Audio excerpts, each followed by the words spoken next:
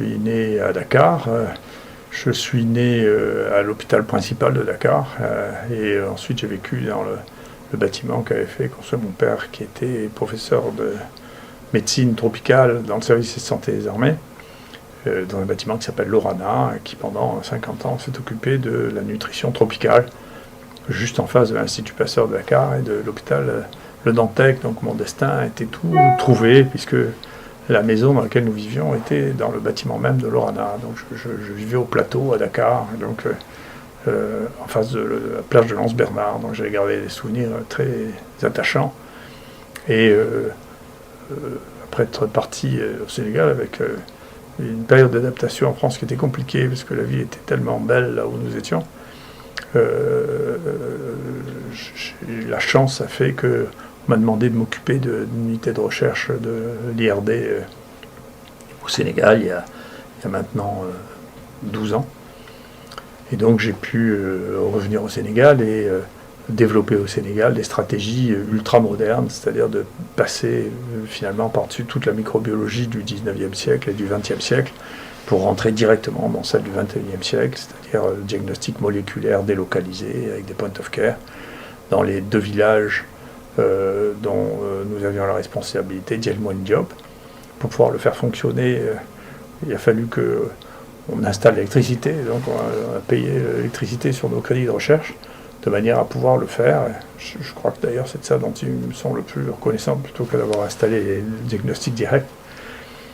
Et c'est d'ailleurs une leçon fascinante de voir comment l'électricité arrivant dans un village arrive à transformer complètement la vie du village, avec une économie qui commence, le moulin qui commence, et pour la première fois le mil n'était plus broyé à la main, mais avec un moulin, avec un marchand de glace qui permettait de boire au frais. Donc tout ça a changé et a permis d'avancer dans le confort.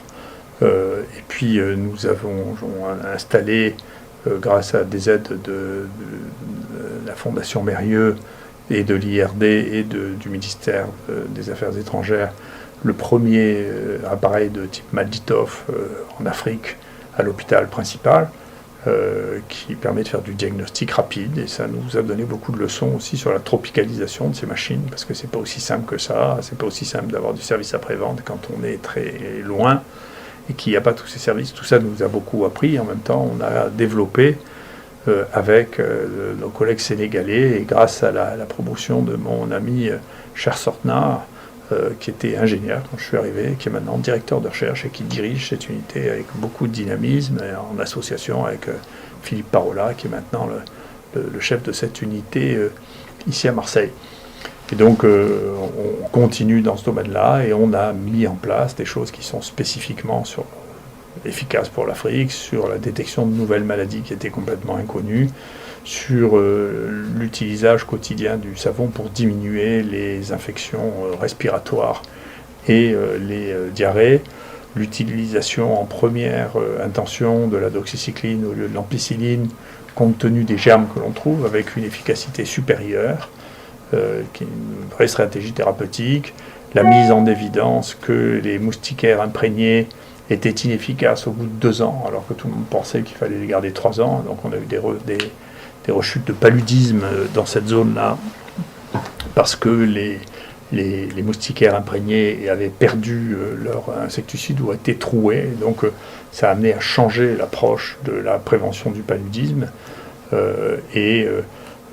Donc on a découvert de nouvelles maladies infectieuses et de nouvelles manières de transmettre les choses. Maintenant, mon message aux Africains, c'est pour le coronavirus, on est en train de voir qu'il y a l'Afrique sous-tropicale est relativement, pas entièrement, mais relativement protégée par rapport aux autres pays du coronavirus actuel.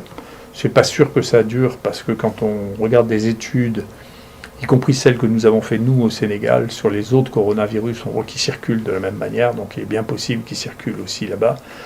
Et il est possible aussi qu'il y ait une espèce de protection qui pourrait être due à l'écosystème africain particulier. Et parmi ces éléments de cet écosystème, bien sûr, le fait de la prise de beaucoup d'antipaludiques.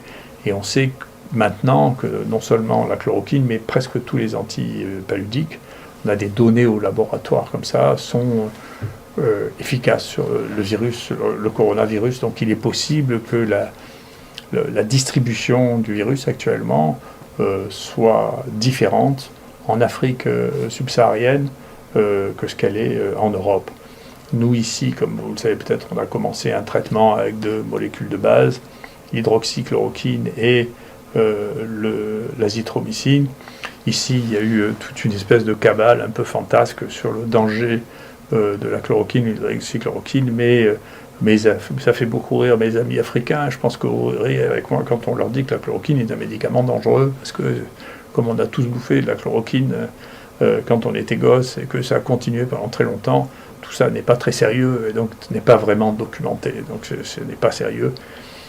Donc je continue à penser que ça a une efficacité qui n'est pas peut-être totale.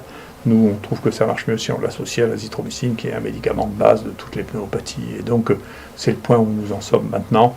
On a aidé nos amis, et en particulier notre ami Cher, à pouvoir développer des tests sur place en Afrique. C'est de la PCR. On a maintenant 3 sites dans lesquels on peut faire de la PCR facilement. 4 sites, pardon.